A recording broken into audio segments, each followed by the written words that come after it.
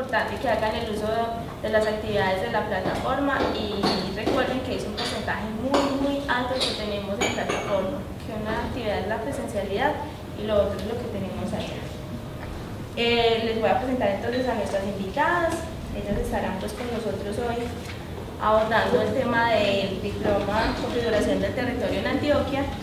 Son dos profesoras, dos historiadoras, la profesora Eulalia Hernández, que es historiadora y magíster en estudios socioespaciales de la Universidad de Antioquia también. Ella es una de las coordinadoras del módulo, junto con Burney Muñetón, quien no nos acompañará, pero en la presencialidad siempre estará la profesora Eulalia. Ella hace parte de dos grupos de investigación. Uno es el que hace parte del INER, Estudios del Territorio, y el otro, Narrativas Contemporáneas y Crítica del Presente, que es de la Universidad Nacional. Y la profesora Lucela Gómez Giraldo también es historiadora y magíster en Historia de Colombia. También hace parte del grupo de investigación del INER y ha participado en diferentes espacios y grupos de investigación sobre el tema de planeación departamental y planeación en cada uno de los municipios y límites de Antioquia y los municipios. Estas dos son nuestras invitadas. Bienvenidas y bienvenidas también a ustedes y vamos a empezar con ellas. Bueno, buenos días, ¿cómo están? Bueno, gracias. Bueno, como ya dijo Adriana, mi nombre es Eulalia, yo soy historiadora y les voy a estar acompañando en estas 4 sesiones. La idea de hoy un poco es como darle lectura a la relatoría de la sesión anterior. No sé si de pronto ya estén aquí los encargados. No, bueno. Sí, yo pero la verdad no la traigo, se me olvidó. Yo le digo a Pacho que no. Bueno, ahorita voy de pronto comentar un poco pues como lo de la relatoría. La segunda parte es como hacer una presentación general en lo que va a consistir el módulo 2. Y en tercer lugar tendremos como la intervención de la profesora Lucela Gómez con un taller que hemos como de cartografía histórica. Ahorita ya más o menos Lucela nos dará los contenidos. Entonces, como les comentaba Adriana, este es el segundo módulo. Aquí tengamos como un panorama de lo que son los 4 módulos.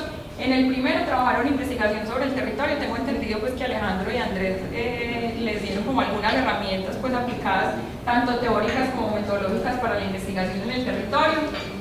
El segundo módulo, que es configuraciones del territorio en Antioquia, que este va a tener como un énfasis específico que tiene que ver con una perspectiva histórica, pero también como con herramientas de investigación en el territorio, pero en relación pues con las herramientas desde la historia.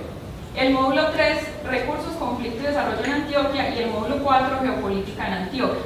¿Cierto? Entonces la idea era con estas viñeticas, ¿cierto? Que las redes conceptuales, las metodologías, las herramientas, las técnicas, los contenidos, pero también como las experiencias de ustedes, porque en un diploma se trata también pues de compartir experiencias. Ustedes tienen un campo pues como amplio de experiencia en el conocimiento del territorio. Entonces es cómo vamos articulando, o sea, que cada módulo con sus unidades no sea una cosa suelta, sino también como tratarlas de articular dentro de todo el contenido del diploma. Entonces recordemos como que en este módulo 2 el énfasis tiene que ver como en la perspectiva histórica. Un poco, pues Andrés es antropólogo y un poco Alejandro es trabajador social, ¿cierto? O sociólogo. Entonces es también como para que vamos pintando cómo desde las disciplinas, sea la historia, la antropología, la sociología, hay unas herramientas pues como para esto. Si quieres pasar. Bueno, el objetivo general es aportar herramientas tanto conceptuales como metodológicas para comprender los procesos de configuración histórica y espacial de Antioquia, caracterizados por tensiones culturales, económicas y políticas, que el comunicador audiovisual, y ya vimos pues como la diversidad de sus profesiones, debe reconocer para la realización de su trabajo, que le permitirá reflexionar sobre el papel de la producción audiovisual en la formación ciudadana y en los imaginarios colectivos de los habitantes del territorio antioqueño, ¿cierto? Pues es como, o sea, cómo aportar herramientas, vuelvo y digo, un poco desde la historia al quehacer de ustedes. Bueno, entonces, ¿cuáles son? Aquí tenemos 4 unidades dentro del módulo 2. La primera unidad es la configuración histórica del territorio, una mirada desde el enfoque socioespacial, que es la que vamos a tener hoy. La segunda, planeación en Antioquia desde una perspectiva histórico-territorial. Y la tercera, etnografía de la violencia en Antioquia. Y la cuarta, cuál es el papel de la televisión regional en la construcción de la identidad cultural antioqueña, ¿cierto? Entonces un poco es primero porque la elección como de estas 4 unidades un poco tiene que ver con una de las principales pues, problemáticas que históricamente han configurado el territorio, ¿cierto? Por ejemplo, la violencia, pero también en otros aspectos como la planeación que ha estado presente pues como desde los proyectos políticos antes de ser como un saber técnico y después cuando ya se institucionaliza la planeación. La configuración histórica, lo que queremos ahorita pues mostrar con Lucero un poco es cómo ese territorio ha cambiado, ¿cierto? Cómo no es lo mismo el territorio de Antioquia de la época colonial hasta hoy, y en la unidad 4 como eso tan fuerte de la identidad antioqueña, la identidad, lo que se ha llamado la identidad antioqueña, cómo actúa eso desde los medios de comunicación. Entonces esas 4 unidades obedecen como a unos aspectos que creemos que son centrales para entender Antioquia, pero también como a unas fortalezas del Instituto de Estudios Regionales INEC, ¿cierto? Que es como un poco en el que estamos en relación, tanto desde la maestría como los grupos de investigación. O sea, como lo que estamos haciendo nosotros acá un poco también es compartiendo esas experiencias. ¿Qué significa la investigación del territorio desde una perspectiva histórica? ¿Por qué y para qué hablar de un enfoque territorial para la investigación en Antioquia y la producción audiovisual? ¿De dónde tomar elementos para una aproximación crítica a la producción documental y audiovisual sobre la historia de Antioquia? ¿Cuáles son los procesos más importantes que se han transformado? ¿Cierto? Entonces, que han transformado los territorios de Antioquia. O sea, es como a través de contenidos también vamos a dar aportes pues como desde la metodología. Si quieres, seguir por eso. Estos yo creo que después los vemos en cada sesión, esas son como las preguntas de cada una de las unidades. Y finalmente, la evaluación, que es como la misma evaluación del diploma, solo como para volverla a traer en cuenta, es la relatoría, la participación virtual, que este módulo sería como el 10% entre él. Y muy importante que este segundo módulo ya deberá salir el guión escrito como el documental que tiene como producto final. Hablando pues de ese impacto que hay entre comunicadores e historiadores, porque nosotros somos como trabajamos a largo plazo, nos metemos al archivo, sigo reivindicando el trabajo en los archivos históricos, las cosas maravillosas que uno encuentra sobre la historia de Antioquia, la gente, cómo ha pensado, cómo ha percibido el territorio, cuáles son las estrategias y las propuestas con respecto a su territorio, las encontramos en los archivos históricos. Nuestra experiencia con planeación departamental, estuvimos trabajando del 2004 al 2010 sobre diferendos limítrofes intermunicipales e interdepartamentales. Fue una experiencia súper buena porque además de tener un contacto con la comunidad, con los administradores, de cómo perciben su territorio, qué conocimientos jurídicos y geográficos tienen frente al territorio. También miramos muchos archivos de las diferentes localidades de estos estudios de los diferentes limítrofes. En estos archivos nosotros abordamos los archivos del Consejo, la Alcaldía y los archivos históricos de cada municipio. Aquí en Medellín abordamos el archivo histórico de Antioquia y el archivo de la Asamblea. Digo que lo reivindico y creo que hace falta pues como gente que defienda la permanencia de esos archivos, porque es en estos archivos donde está la historia de Antioquia. Desafortunadamente parece que no tiene ningún valor. Pongo dos ejemplos: el archivo histórico de Santa Rosa de Osos, no sé en el momento dónde está, pero en una volqueta fue llevado y por una ventana se tiró al piso. Cuando nosotros lo revisamos había una montaña de documentos preciosos, pero se estaban oxidando, mojando. El archivo aquí de la Asamblea Departamental, excelente, en un cuarto empezamos a mirarlo. A los 2 años ya las cajas casi en su totalidad habían desaparecido. Ahí está la historia de Antioquia en los archivos, que a pesar de tener polvo, como vos decís, de tener hongos, es importante que se sigan conservando en las localidades y acá en Medellín, porque ahí está pues la historia de Antioquia. ¿Qué es eso de acercarnos a la historia de la configuración del territorio antioqueño.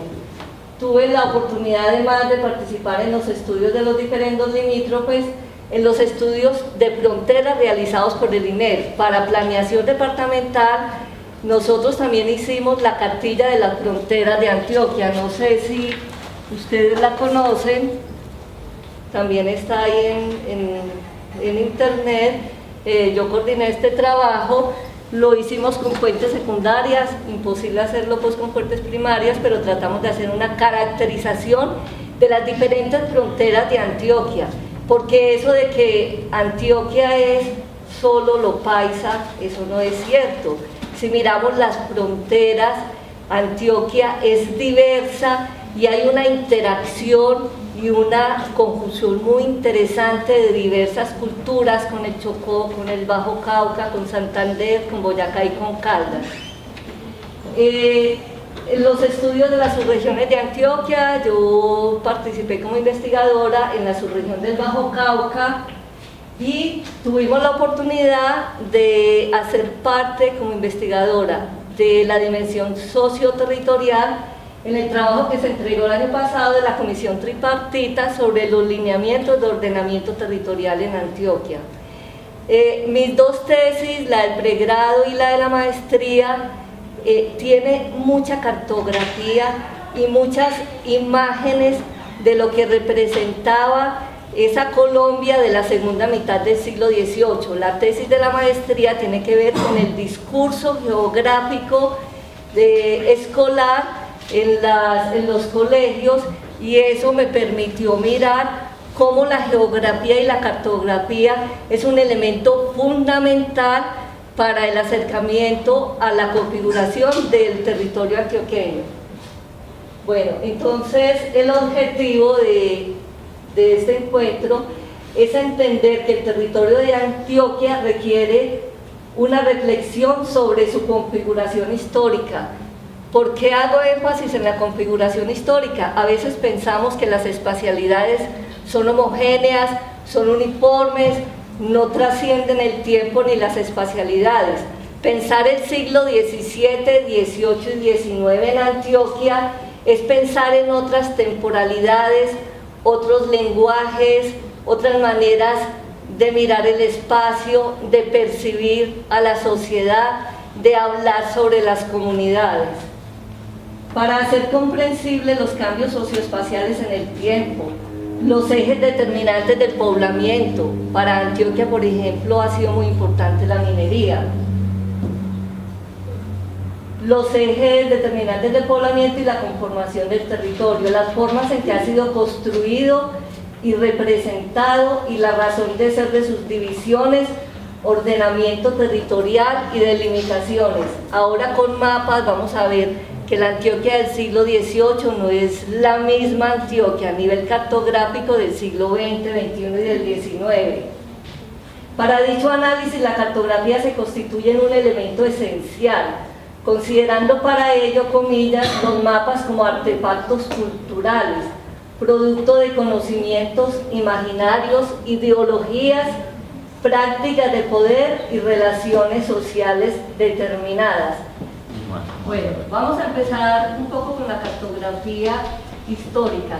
Les quiero leer esta cita que me parece muy bella y que nos está dando cuenta de qué significa hacer un mapa.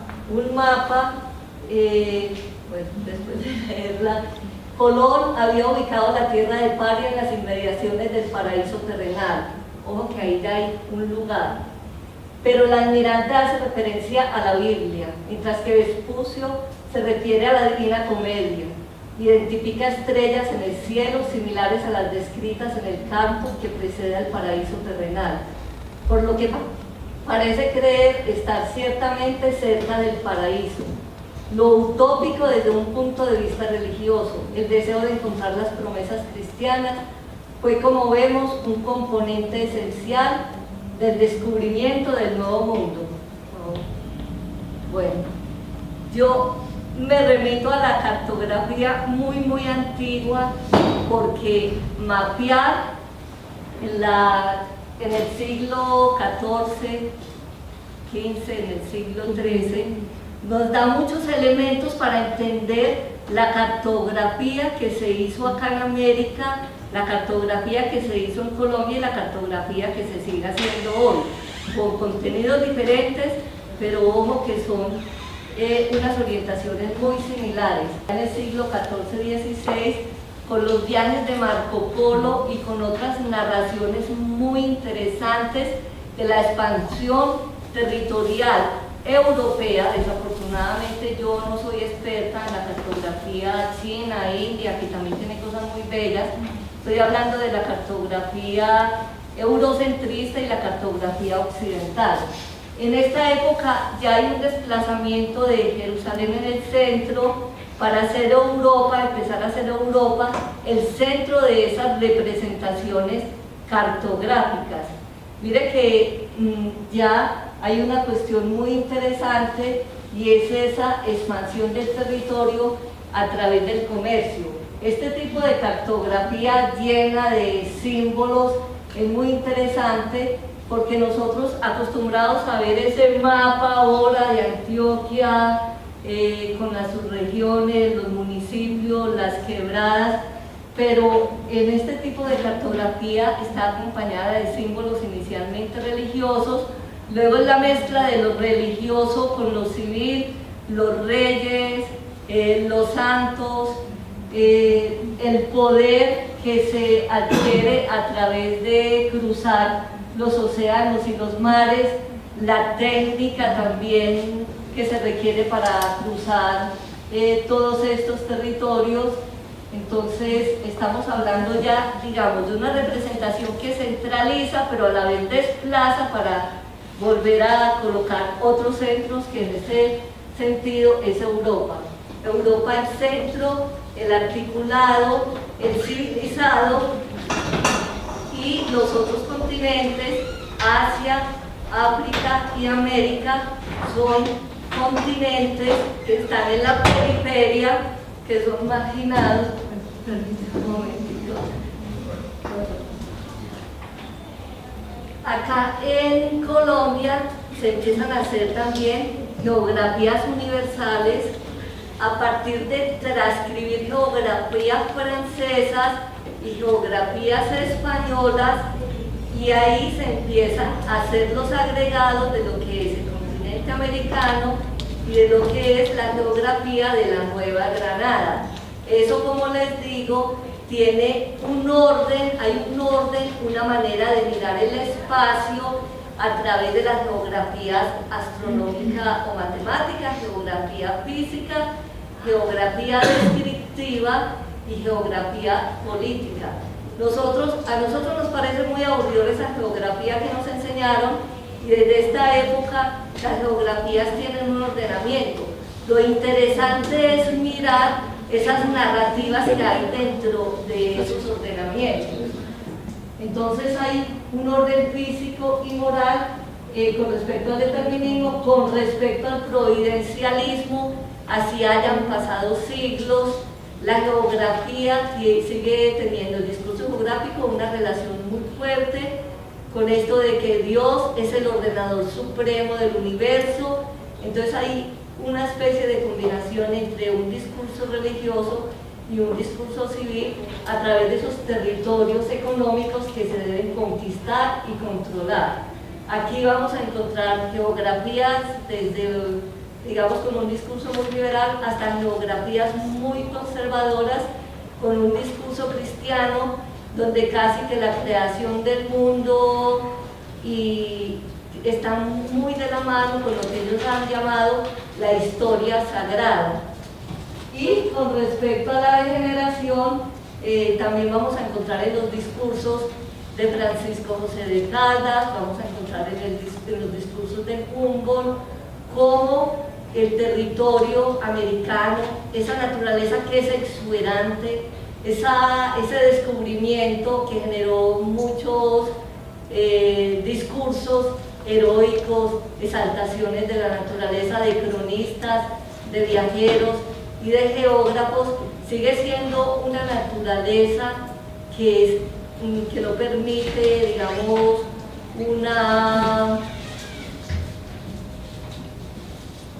la presencia, digamos, de cultivos muy generosos, porque se sigue mirando pues como un continente periférico, y al no estar, digamos, centralizado y al ser Europa el que tiene un continente articulado, inclusive en su mismo perfil, el mismo perfil de los continentes, decían los discursos geográficos, define la civilización o la barbarie de la gente que habita allí.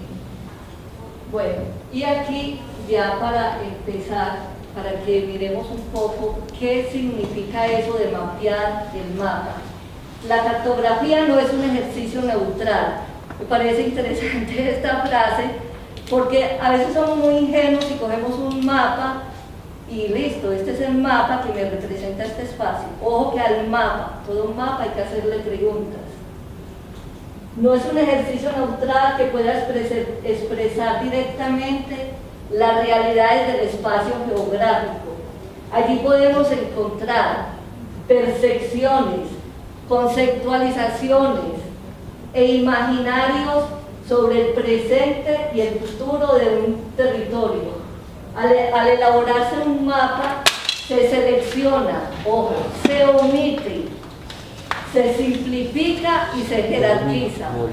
Es muy interesante inclusive a los mapas hacerle preguntas por los silencios y los vacíos, pero también el mapa me está recogiendo información de aquello que es posible conquistar, pero de aquello que es posible conquistar a través de los silencios.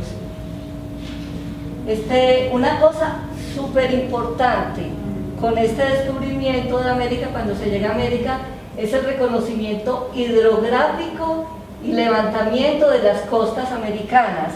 Mire el mapa de la derecha, es un mapa donde detalladamente se hace una descripción así muy rigurosa de lo que es el perfil de la costa, y todos estos mapas están acompañados de una cantidad de textos, de narraciones. Por favor, pasa al siguiente. Acá en la Nueva Granada es importantísimo las cartas que hemos encontrado del río Magdalena y del Atrato. De pronto decimos para Antioquia, no, es que la parte del Chocó y el Atrato es una colonización muy actual, pero no es tan cierta, porque ahorita se estudia el Atrato, fue muy importante porque eran vías de acceso, eran territorios estratégicos para el comercio, para el contrabando, para la guerra. Estos son 3 mapas sobre el curso del río Magdalena. El río Magdalena se convirtió en un elemento importante en las descripciones de cronistas, de viajeros. Era casi que, digamos, el territorio que más recibió descripciones porque era la vía de acceso pues a la Nueva Granada. Por favor, bueno, la cuenca del río Atrato, que nos toca a nosotros en lo que es el Atrato Medio, y en esta parte de Urabá, el Atrato se convirtió en un territorio fundamental para conquistadores, pero también en el siglo XVIII, para la expansión del territorio, sobre todo la riqueza aurífera, la salida al mar y la construcción del canal interoceánico. Ese proyecto de construcción del canal interoceánico, eso no es nuevo. Eso en 1845 y 1850 ya se habla de la posibilidad de abrir un canal interoceánico por Antioquia para llegar al Pacífico. Cuando estuve viviendo en Urabá, había unos historiadores que decían que Simón Bolívar había mandado a hacer los estudios a quien era en ese entonces el gobernador de Antioquia y Chocó para unir por el Atrato hacia el del Cura. Entonces mire que ese es un territorio geoestratégico. Vamos a ver que para los antioqueños también Chocó se ha considerado un territorio geoestratégico, y en parte tiene que ver con ese proyecto de la construcción del canal. El río es referente obligado para exploradores, viajeros geógrafos, científicos, que va a ser súper importante la segunda mitad del siglo XVIII, que es la época de los Borbones. La Ilustración trae nuevos sistemas de representación social, estamos hablando segunda mitad del siglo XVIII. Hay una nueva representación de la naturaleza que la valora en función de su utilidad. José Manuel Restrepo es uno de estos geógrafos de la Ilustración y hace una crítica muy fuerte porque dice que la minería en Antioquia ha generado pobreza y que es la agricultura la que debe generar un territorio útil y económico. Hay una institucionalización de la actividad científica. Recuerden ustedes el trabajo de la expedición botánica anterior al trabajo de la comisión coreográfica, donde se hace un trabajo muy interesante, muy ligado de lo que en la época todavía se tiene, de lo que es la historia natural, clasificar, hacer unas descripciones detalladas de lo que es la botánica, hacer una descripción muy detallada de lo que es el paisaje, de lo que son los grupos sociales que se encuentran en el territorio. Bueno, en la segunda mitad del siglo XVIII hay un proyecto muy interesante que en Antioquia tiene algunos resultados positivos, otros no, que es el de congregar a la población dispersa. Las políticas borbónicas son muy interesantes porque es un proyecto muy detallado sobre el control de estos territorios, muy distinto al primer proyecto español de la conquista en la segunda mitad del siglo XVIII. Se busca controlar la población y congregarla y fundar pueblos, porque es la posibilidad de que esta gente que está dispersa es gente que tenga un mayor control. Hay una frase muy bonita que la traje acá que dice: vivir bajo de campana y con el goce del pasto espiritual. Buscar minas, descubrir infieles y reducir fugitivos. Esto me parece bonito traerlo, interesante, porque son las frases que justifican esa fundación de pueblos, son las frases que justifican vivir bajo campana, vivir congregados, congregar a toda esta población dispersa, sobre todo a la población indígena, y lograr un mejor control. Entonces dice: buscar minas, descubrir infieles y reducir fugitivos, la posibilidad de tener bajo el amparo de fe y palabra real, el rey y Dios, a los indios dispersos y fugitivos de las jurisdicciones vecinas. Entonces aquí hay un mapita, ese proyecto del capitán Antonio de la Torre y Miranda en 1773, donde él proyectó construir una cantidad de poblaciones en los límites entre la provincia de Antioquia y la provincia de Cartagena. También para el siglo XVIII vamos a encontrar una representación cartográfica de lo que son los espacios de los territorios indígenas. Es muy interesante lo que les hablaba ahora de los silencios en la cartografía. Los espacios vacíos y la exclusión de los territorios indígenas. En estos ríos, también dibujados con todas sus ramales, no se habla de que aquí habitan los indígenas del Caquetá, los indígenas con sus respectivos nombres. Yo les traigo aquí una relación muy fuerte entre la geografía y la cartografía, porque es que nosotros no podemos mirar un mapa independiente. Siempre los mapas están acompañados y están en un contexto político, económico. Para este caso son mapas que se publicaban en los libros de algunos curas, en este caso el padre Gumilla. El libro se llama El Orinoco Ilustrado y dice: historia natural y civil y geográfica de las naciones situadas en las riberas del río Orinoco. O sea, siempre un mapa tiene un contexto, un discurso, una ideología, un pensamiento. En este libro, acompañado de este mapa, que también desaparecen las tribus, pero dice territorio de tales curas, ellos hablan de que los indios gentiles están caracterizados por la ignorancia, la ingratitud, la inconstancia, la pereza, miedo fantástico y brutalidad de las costumbres. Me parece interesante pues ir mostrando mapas y estas narrativas, porque el mapa más esta narrativa ya nos está mostrando una manera de representar las espacialidades en la Nueva Granada. Hay otro tipo de mapa en esta época de los Borbones, segunda mitad del siglo XVIII, y es muy interesante, que son mapas regionales. Estas descripciones regionales vienen acompañadas de mapas, y es un trabajo que Francisco José de Caldas, en el periódico El Semanario, él trae e incita a las diferentes localidades para que la gente haga trabajos sobre su agricultura, sobre la minería, y se hace este tipo de representaciones que no fueron, digamos, las que más sobresalieron, porque, ojo, lo que más sobresale es la geografía oficial.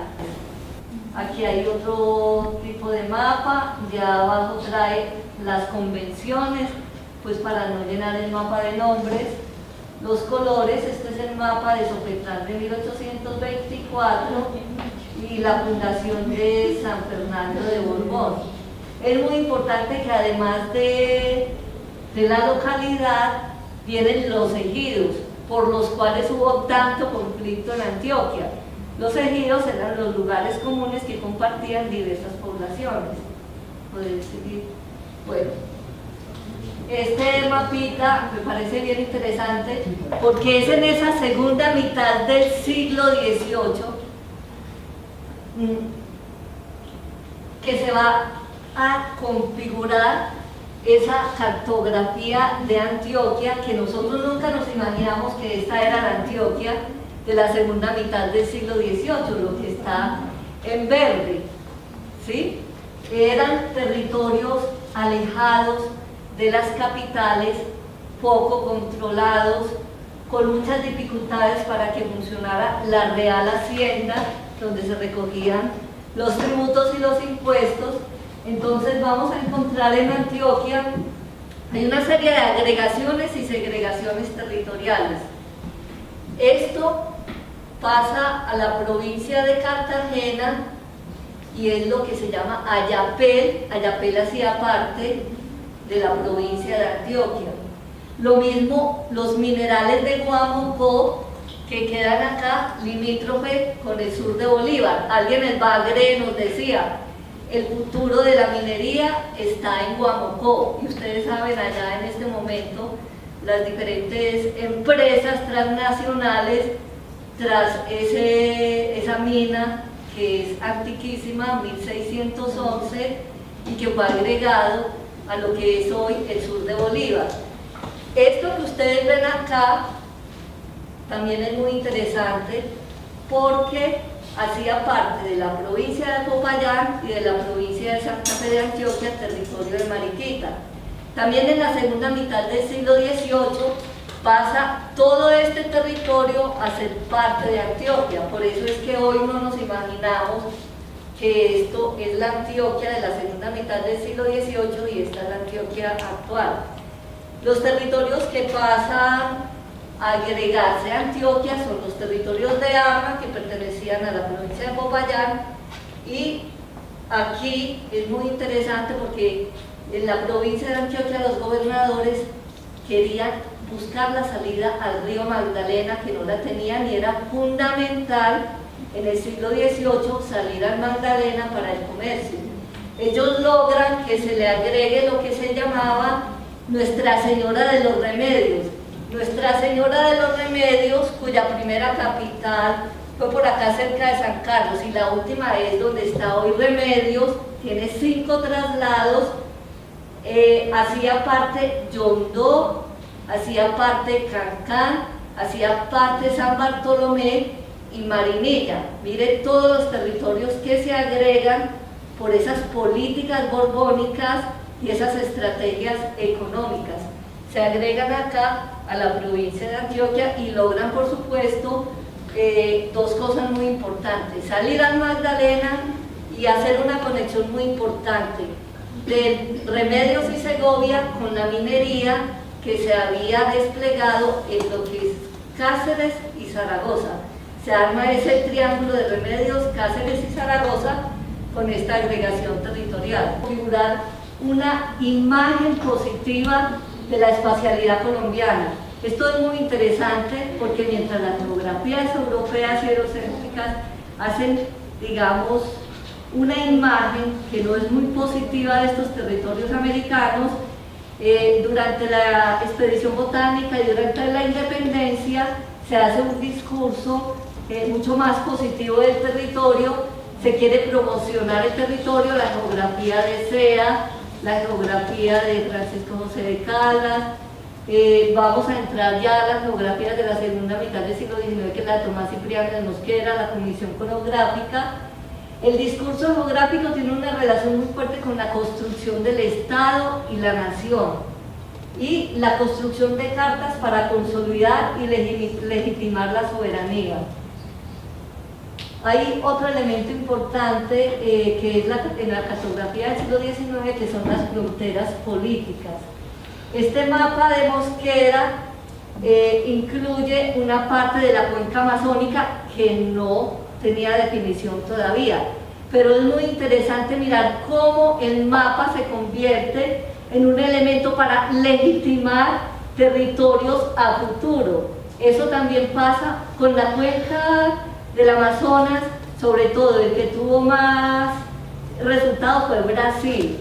Brasil, a través de su cartografía, empieza a ampliar el territorio, pero en ese momento Ecuador, Perú y Colombia estaban más interesados hacia el interior que hacia la cuenca del Amazonas, y es Brasil la que logra. Sin embargo, Tomás Cipriano de Mosquera también intenta legitimar territorios aún no poseídos con un límite muy claro. Algo muy interesante, la Comisión Conográfica. Aquí tengo unos mapitas. En estos mapas de la Comisión Conográfica, esto es Antioquia, se hace un detalle muy interesante de lo que es no solo los ríos, los caminos, las distancias. Ojo que en el siglo XIX, las primeras décadas del siglo XX, la geografía las hacen los militares, fundamentalmente los militares, Tomás Cipriano, Agustín Codazzi. Entonces yo les voy a pasar este mapita para que lo miren, y se trata de hacer una exploración muy detallada del territorio, qué producto se lleva de un lado a otro, los caminos, las distancias son muy importantes para el desplazamiento de los ejércitos, los canales, las divisiones civiles, las poblaciones, las ciudades. Si quieren lo van mirando, y por favor me pasa de nuevo para que hagamos entonces eso. Bueno, hay algo muy interesante con la Comisión Conográfica. La Comisión Conográfica no es solo un trabajo de hacer mapas, sino que la Comisión Conográfica es un trabajo muy interesante porque tenía botánicos, geógrafos, literatos. Hay unas descripciones muy interesantes sobre lo que es la territorialidad. Se diagnostica el territorio, pero también se pinta. Esta es una pintura de la Comisión Conográfica, que son los mazamorreros en Antioquia. ¿Qué es coreografía? La coreografía abarca aspectos diversos de la naturaleza. Entonces, en ese sentido, el mapa que se dibujaba no solo era un mapa donde se registran los hechos físicos, sino también lo que les acababa de decir, los hechos que tienen que ver con algo que ya es muy difícil de representar y que tiene que ver con las distancias, los caminos, las producciones. Hay unos cortes muy bonitos, lo van a ver en el mapa, sobre los relieves, las mayores alturas. Entonces la coreografía une todo eso, además de lo físico, los aspectos sociales, los aspectos económicos. Les decía que la Comisión Coreográfica no solo dibuja mapas. Esto es muy interesante porque nos está mostrando cómo se viste la gente, los oficios. Vemos allá los cargueros, vemos aquí el Nevado de Ruiz, vemos aquí las aguadoras. Es muy interesante porque a veces nosotros en la economía, cuando estudiamos la economía del siglo XIX, creemos que simplemente el tabaco, la minería, pero ojo que los oficios es otra manera y eso también lo olvidamos hoy. Los oficios es otra manera de hacer territorio, de vivir el territorio. Los aguadores era un oficio muy interesante porque no existían los acueductos en las casas. Entonces los aguadores iban hasta el río o hasta las fuentes y son otros espacios donde se socializa, donde se vive, donde se comunica. Esto lo traje también a cuento y no me salgo de la cartografía, repito, porque está representando el territorio, mientras la comisión coreográfica, que yo creo que es la acuarela la que solo permite figuras un poco planas, aquí vamos a encontrar algo muy interesante y es como el territorio es pintado por los pintores de los viajeros. Los viajeros eran franceses, alemanes, ingleses. Ellos llevaban sus descripciones, no todo viajero es pintor, ni trae su pintor. Ellos llevaban las descripciones de sus viajes a Europa y miren lo que encontramos, unos grabados preciosos con mucha incidencia en la época, siglo XIX del romanticismo, donde la naturaleza muestra en los cuadros la tempestad, el viento, toda aquella naturaleza exótica que permite el grabado. Entonces esta es la percepción de viajeros en Antioquia y Colombia, visto desde afuera y pintado desde afuera. Bueno, otra cartografía importante para Antioquia es aquella que dibujaron geógrafos, científicos, naturalistas, mineralogistas, botánicos y militares. Bueno, cartografía de finales del siglo XIX, con Francisco Vergara y Velasco, otro militar geógrafo muy importante para Colombia, y esta cartografía iniciando el siglo XX eran mapas indispensables para construir ferrocarriles, establecer las fronteras de la nación.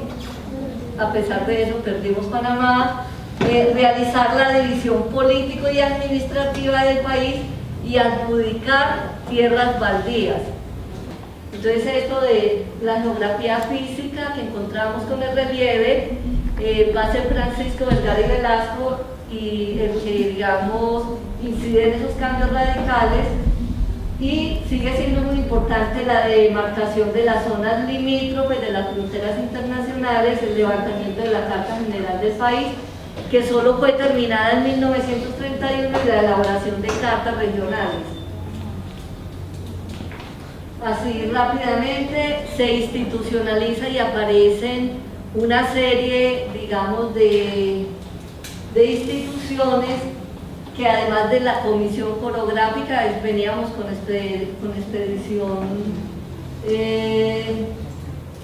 la comisión coreográfica, ahora aparece el Instituto Geográfico Militar y Catastral, que es un antecedente del Instituto Geográfico Agustín Codazzi. Lo que cabe resaltar aquí es, digamos, el trabajo de los militares. Es un contenido muy militar el de estas primeras geografías de la primera mitad del siglo XX y de toda la segunda mitad del siglo XIX.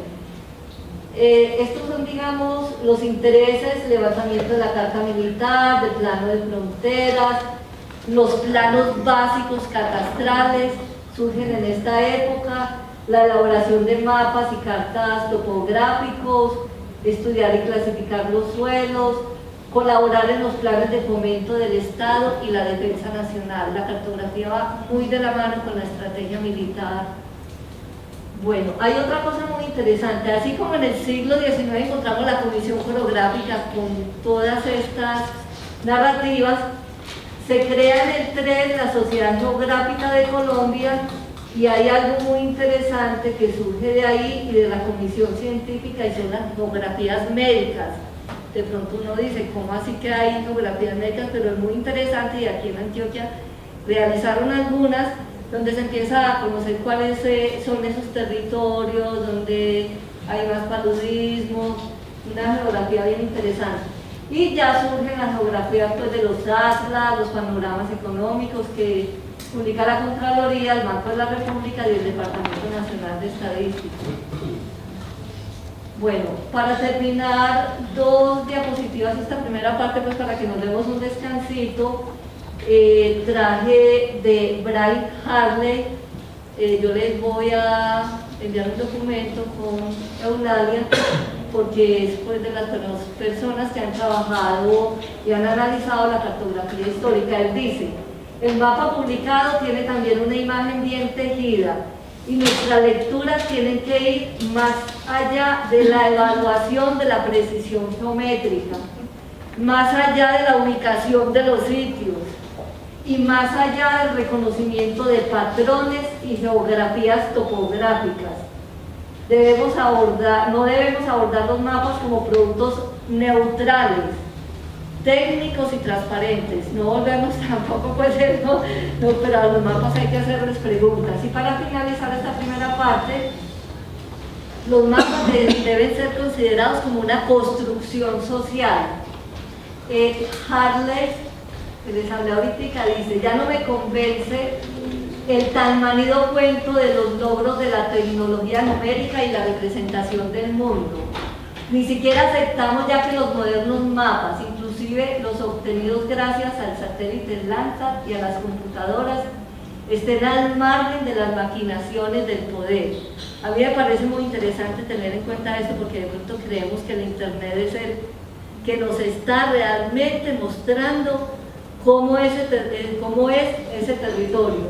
Empezamos ahora a comprender que la cartografía moderna es fruto de una empresa global, una forma de saber poder, enmarañada con las principales transformaciones que se han producido en la historia del mundo, creada y recibida por agentes humanos, explotada por una minoría que se materializa en un mundo visto a través del prisma de una ideología. ¿Por qué me parece importante hacerse estas preguntas sobre la configuración del territorio de Antioquia? Ustedes a veces van a los municipios y se pueden encontrar que las comunidades están inconformes con respecto, digamos, a la presencia que se tienen los gobiernos locales en sus veredas, en esos territorios alejados. Generalmente, aquellas veredas que están más alejadas de las cabeceras pueden tener una relación más fuerte con su municipio vecino. En ese sentido, me parece muy importante que nosotros nos preguntemos ¿qué significa eso de ser un municipio de Antioquia? ¿Qué significa eso de pertenecer a una subregión? A veces muy olímpicamente nosotros cogemos un mapa de la subregión y el municipio y claro, nos quedamos muy tranquilos porque tal municipio pertenece a tal subregión y listo. Pero esto de las pertenencias en el mapa es muy contradictorio de las pertenencias realmente en la realidad.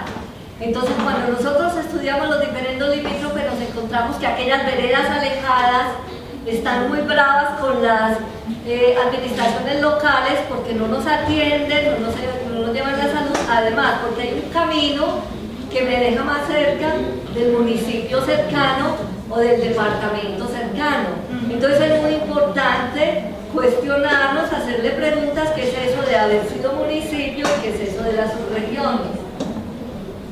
Con respecto a los límites, también es muy importante saber qué es eso de delimitar y de dividir el territorio. Ya lo vimos en los mapas anteriores, que desde el siglo XVIII dividir el territorio, crear todo eso que llamaban provincias, cantones, estados, departamentos, era una estrategia política y militar. Pero resulta que en esa continuidad de dividir el territorio, no era imposible también medir el territorio. Ahí se crean una serie de conflictos que vamos a verlos acá y es muy importante que ustedes entiendan por qué esa gente está inconforme, porque se han trazado unos límites que muchas veces no se corresponden con la realidad social. Afirmarse en el territorio, diferenciarse del otro, extenderse sobre los otros, ha generado unas espacialidades medidas, orientadas, delimitadas y fragmentadas. El mapa se constituyó en un medio que posibilita significa tomar posesión de los lugares, dibujar o desdibujar el espacio de otros, significar nombres y territorios. Vamos a mirar la configuración histórica de Antioquia del siglo XVIII y XIX. Rápidamente ya habíamos dicho que se agregan por estrategias militares y económicas el manejo de las jurisdicciones, de los términos y los territorios empiezan a tener muchas dificultades porque, por ejemplo, en la frontera con Chocó, así se tuviera una delimitación, el que controlaba la población indígena era el que definía cuál era el límite. La configuración histórica de Antioquia, siglos XIX y XX. Hay una fragmentación interna del territorio y hay unos continuos cambios en la división político-administrativa. Ustedes van a encontrar en la división político-administrativa de Antioquia mapas de todas las clases, provincias, cantones, etc. Hay incorporación de grandes extensiones de tierras a las dinámicas económicas y establecimientos de poblaciones distribuidas al sur, norte, noroccidente y oriente de la provincia. Y hay conflicto por la posesión de tierras y rivalidades, ya les había dicho, entre grandes propietarios, colonos, por los controles que se ejercían sobre la minería, el comercio, la especulación de tierras, elemento también muy común en el territorio antioqueño, el cobro de contribuciones fiscales por la disputa política, el acceso al poder y por los distintos mecanismos de control. El territorio antioqueño, muchos municipios se crearon durante la colonia y entre 1900, este es un mapa del 38 y del 85, ven que no hay mucha diferencia. En el 38 estaba constituido gran parte de los municipios de Antioquia. De los 23 municipios creados entre el 58 y el 97, ojo, 15 de ellos estaban ubicados en las fronteras interdepartamentales, fronteras que habían sido muy estratégicas durante la colonia, luego tienen como, digamos, un bajo perfil con respecto al poblamiento, y que para la segunda mitad del siglo XX va a ser muy importante la configuración de municipios en las fronteras interdepartamentales. Pueden seguir. Bueno, les decía que el régimen de tierras y las delimitaciones territoriales va a ser muy importante en la conformación de los municipios, y me parece interesante tener en cuenta lo que es la adjudicación de baldíos. Les voy a dar un ejemplo de esto, porque la adjudicación de baldíos tampoco es nuevo que el INCODER o el INCORA haya hecho pues algunas adjudicaciones que están fuera de, digamos, de las normas legales. En la segunda mitad del siglo XIX, en la cuenca del Atrato, ha sido muy importante la explotación maderera. También en la cuenca del Atrato aparece la Ley Segunda de 1959, que se trata de proteger estos bosques, pero ya con esta normatización se siguen adjudicando terrenos a empresarios, a colonos, en territorios que son de comunidades negras.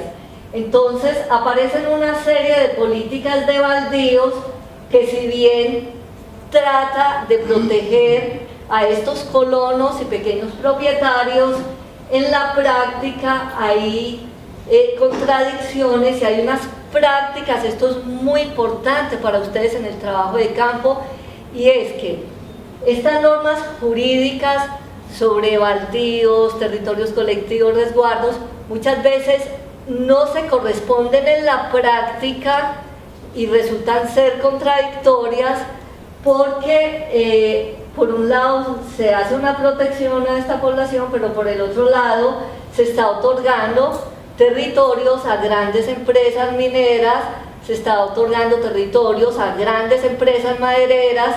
Entonces es importante mirar cómo ese municipio se fue creando, pero con una serie de, digamos, de obstáculos. Se normatiza el territorio, pero también se genera estos problemas. Entonces, ¿cuál es la única alternativa en estos procesos de colonización antioqueña? Invadir. Cáceres se configura en 3 procesos de invasión. Les queman sus chozas, insisten hasta que ya logran, digamos, ceder algunos territorios. La ley 70 del 93, que le da prioridad a la cuenca del Pacífico y a otros territorios, surge con el autorreconocimiento. Si ustedes van al Bajo Cauca, muy pocas comunidades negras se autorreconocen como comunidades negras, y es un elemento fundamental para constituirse en territorios colectivos con la ley 70 del 93. Encontramos en el censo del 2005 muchas comunidades negras reconocidas, autorreconocidas, pero también hay muchas comunidades negras que por lo histórico, por su relación con la minería, con la docencia, con la agricultura, no se sienten negros. Ya vimos que erigir un municipio trae de sí ya conflictos con esos municipios de los cuales se desagrega. Erigir un municipio trae conflictos por sus mismas delimitaciones que resultan ser inequitativas con respecto a la gente que está más cercana de otros o en sus periferias. Mirar un municipio es mirar cómo ha sido ese proceso de la propiedad de la tierra, cuáles han sido las concesiones a hacendados, a mineros, cuál ha sido ese mercado de la tierra, cuáles han sido, digamos, esas normas de protección del indígena y de las comunidades negras, porque desafortunadamente con el campesino encontramos solo la zona de reserva campesina y algunos distritos agrarios en el oriente. Entonces, mire que es un poco complejo mirar cuál es la razón de ser del municipio y de las gentes que habitan allí. Pone de manifiesto situaciones en las que por efecto de contactos de diferente carácter entre grupos heterogéneos, sabaneros, comunidades negras, indígenas, se producen diversas situaciones sociales de diálogo, pero no solo de diálogo, de tensión, de encuentro, de conflicto y separación, nuevas clasificaciones sociales y jerarquías. En términos culturales se configuran nuevas identificaciones y diferenciaciones con efectos de inclusión o exclusión grupal y social. Hablando con algunas comunidades en el Bajo Cauca nos decían, es que nosotros nos sentimos de la costa, nos sentimos cordobeses o de Bolívar con la música, nos sentimos por la comida, pero nos sentimos antioqueños por la educación, por eso que llaman desarrollo, que es otro elemento que va a trabajar Eulalia. Bueno, entonces dice esto en 1847. La provincia del Chocó, poblada en gran parte de esclavos y de raza negra que odia la agricultura, no desmontará ni cultivará en muchos siglos el territorio cultivable de la olla del atrato. Importa que aquel terreno inmediato a canales naturales de navegación sea lo más pronto desmontado y cultivado, y lo será no muy tarde si el territorio de Antioquia se extiende hasta las bocas de Murrí, porque la población de esta provincia es colonizadora y puede decirse que entra en sus pasiones la de talar los bosques e internarse en los desiertos. En las fronteras del otro que habita en el Chocó, del otro que habita allá por el sur de Bolívar o el sur de Córdoba, la percepción que se ha tenido del otro que habita en Santander o en Caldas, o las percepciones que tenemos de los nuestros, la percepción de las comunidades negras, la percepción de los indígenas. Eso es muy importante para entender confianzas, desconfianzas que se tienen entre los diferentes grupos sociales. ¿Cuál es esa, digamos, esa vida, esa caracterización, ese sentir en las fronteras interdepartamentales y en las fronteras intermunicipales, y el sentir de la comunidad en los municipios pertenecientes a determinadas subregiones, que como les dije generalmente no se corresponden esas pertenencias a nivel territorial y sociocultural, Y muchas gracias. Si hay alguna pregunta.